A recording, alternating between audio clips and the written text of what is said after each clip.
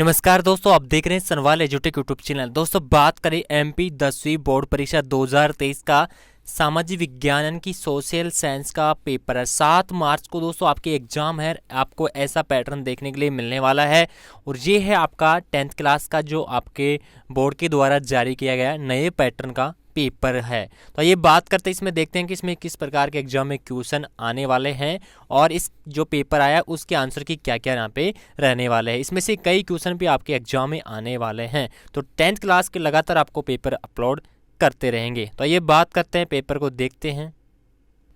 जी हाँ दोस्तों, ये है आपका पेपर है 10th क्लास का सामाजिक विज्ञान का 2023 वाला। आइए बात करते हैं, इसमें देखते हैं किस प्रकार के एग्जाम में क्वेश्चन यहाँ पे पूछे जाने वाले हैं और इनकी जो पेपर आंसर की क्या क्या रहने वाले हैं। सबसे पहले तो हम बात करें फर्स्ट क्वेश्चन के बारे में। तो फर्स्ट क्वेश्चन में जो फर्स्ट पूछ है, यहाँ पे सही विकल्प चुनकर आंसर देना है, यानी कि छोटे क्वेश्चन यहाँ पे दिए गए। तो पेरियर राष्ट्रीय उद्यान कहाँ पर है? तो ये है ए ऑप्शन, यानी कि केरल के अंदर। नेक्स्ट क्वेश्चन है हीराकुंड परियोजना संबंधित है। तो दूसरे क्वेश्चन का आएगा पे महानदी बेसिन, यानी कि बे ऑप्शन इसका राइट होगा। उसके बाद में आता है तीसरा क्वेश्चन, फ्रांसीसी क्रांति हुई यानी कि 1789 के अंदर, बे ऑप्शन। नेक्स्ट है रोलेट एक्ट पारित हुआ। तो रोलेट एक्ट जो कब पारित हुआ था, ये हुआ था 1919 के अंदर, ए ऑप्शन इसका राइट होगा। नेक्स्ट क्वेश्चन की बात करें, कोलकाता के द्वारका नाथ टैगोर 1830 से 40 के दशक में प्रसिद्ध थे। तो इसका आएगा यहाँ पे इसका राइट आंसर को उद्यमी के रूप में, यानी कि से ऑप्शन होगा। नेक्स्ट क्वेश्चन आता है यहाँ पे, मानव विकास रिपोर्ट हर साल जारी करता है। तो कौन करता है यहाँ पे? UNDP, यानी कि ए ऑप्शन इसका राइट होगा। उसके बाद में आता है आपके सामने, ये इंग्लिश वाले हैं। इंग्लिश वाले सेम टू सेम हिंदी वाले के जो भी आंसर है वो आप इंग्लिश में मिलान कर सकते हैं। जैसे इसमें होगा यहाँ पे केरल हो गया, यानी कि ए ऑप्शन हो गया, महानदी बेसिन हो गया 1789, 1919 उद्यमी के रूप में, और UNDP। ठीक है, ओके। बात करते हैं यहाँ पे दूसरा क्वेश्चन। दूसरे क्वेश्चन में क्या पूछा है? रिक्त स्थानों की यहाँ पे क्या करनी है? पूर्ति करनी है। जैसे यहाँ पे पूछा है फर्स्ट में, धर्म के आधार पर भेदभाव न करने वाले व्यक्ति को क्या कहते हैं? धर्म निरपेक्षता, यानी कि इसका आएगा धर्म आएगा निरपेक्षता, धर्मनिरपेक्षता बोलते इसको।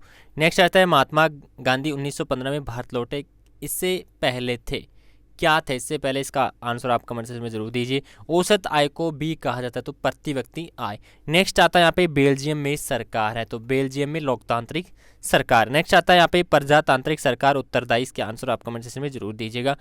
बुक से, अपनी जो बुक है उसमें आपको एक क्वेश्चन देखने के लिए मिल जाएंगे। औद्योगिक क्रांति सबसे पहले यूरोप के देश में हुई, तो इसका जो राइट आंसर कमेंट सेक्शन में आप जरूर दीजिएगा।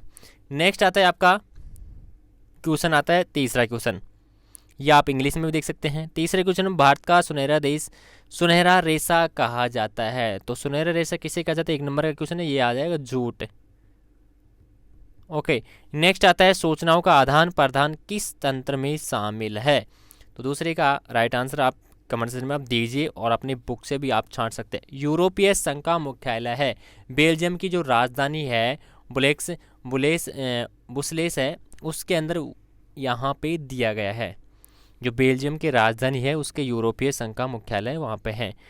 जनमत संग्रह क्या है? जनमत संग्रह है कि एक वोट जिसके आधार पर एक पूरे देश या जिले के लोग सरकार या शासक की संसद का एक प्रस्ताव के लिए या उसके खिलाफ एक जो राय व्यक्त करते हैं उसे क्या कहते हैं? जनमत संग्रह कहते हैं।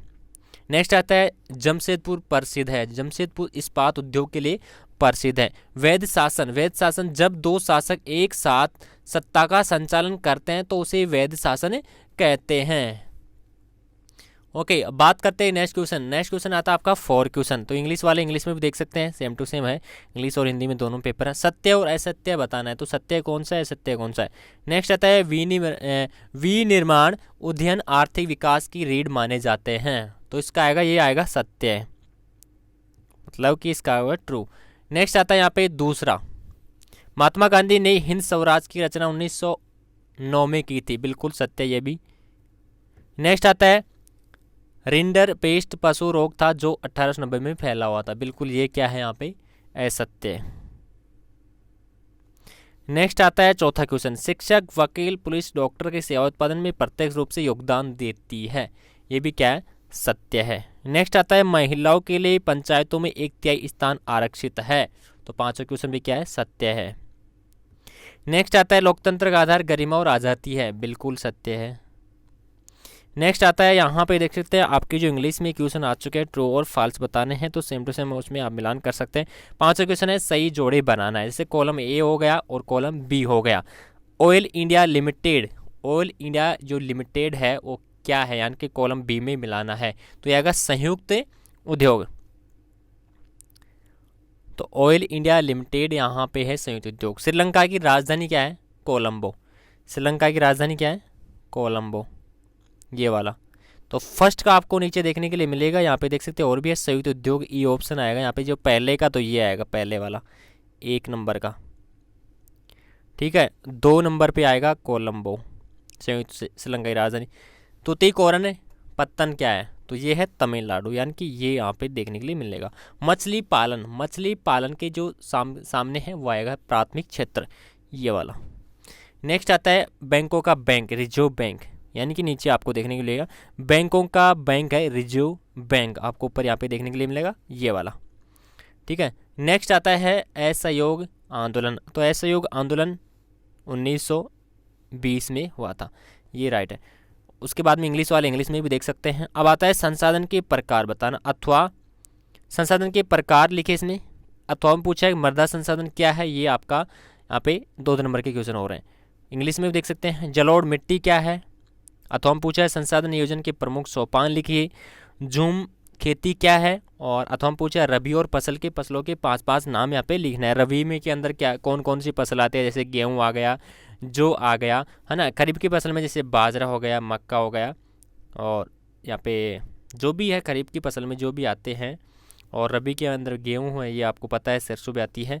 और बात करें यहाँ पे विनिर्माण क्या है, संयुक्त उद्योग क्या है, और 10वां क्वेश्चन है परिवहन के कौन कौन से साधन है, अथवा हम पूछे जल परिवहन क्या है, डिजिटल भारत क्या है, 5 प्रकार संसाधन, 5 प्रमुख संचार जो साधनों के नाम लिखना है। जैविक युद्ध क्या है, निषेधाधिकार वीटो पावर क्या है।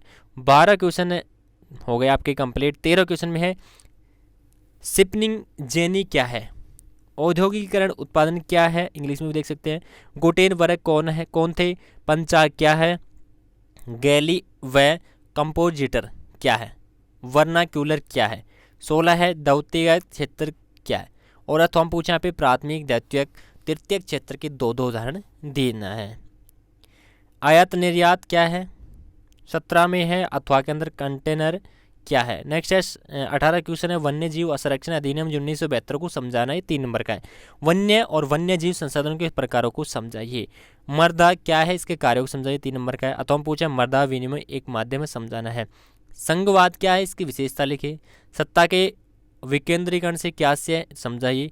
भारत के मानचित्र में कोयला उत्पादन क्षेत्र को समझाना है। ऊर्जा संसाधनों के संरक्षण की आवश्यकता क्यों है, समझाइए। उसके बाद में 22वां क्वेश्चन है सविनय अवज्ञा आंदोलन क्या है, समझाना है, यह है 4 नंबर का। साइमन कमीशन क्या है, समझाइए। लोकतंत्र में राजनीतिक दलों की भूमिका को समझाइए, 23 नंबर का जो 4 नंबर का है। क्षेत्रीय दल और राजनीतिक दलों के बीच में अंतर समझाना है, इनके दोनों में से आपको एक क्वेश्चन यहाँ पे करना है। तो गाइस ये आपके 23 क्वेश्चन है कंप्लीट हो चुके हैं। ऐसे ही आपको 10वीं क्लास के जो भी पेपर है लगातार आपको मिलते रहेंगे। नेक्स्ट पेपर आपको मैथ का देखने के लिए मिलने वाला है, जो आपका गणित का पेपर है 10th क्लास का। तो हिंदी का भी मैंने अपलोड कर दिया है, सामाजिक ज्ञान का अपलोड हो चुका है आज। इसके बाद में जो भी आपके नेक्स्ट एग्जाम में आने वाले जो भी पेपर रहेंगे आप धीरे धीरे अपलोड यहाँ पे करते जाएंगे। तो प्लीज़ लाइक से सब्सक्राइब जरूर कर लेना। Thank you.